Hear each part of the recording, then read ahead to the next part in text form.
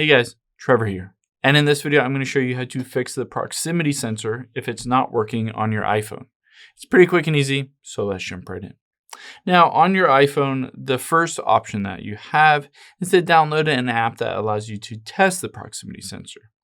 So open up the App Store here, and we're going to search for Check My Device.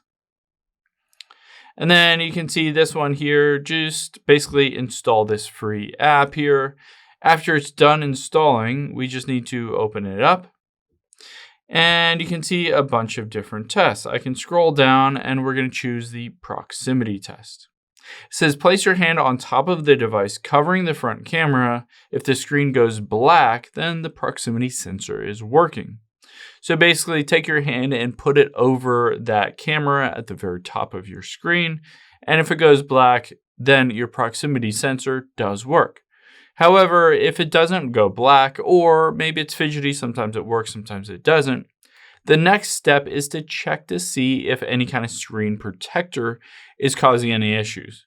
So basically, you might want to remove the screen protector on there or just get a cloth and kind of buff it out, especially right around the top there where that proximity sensor is.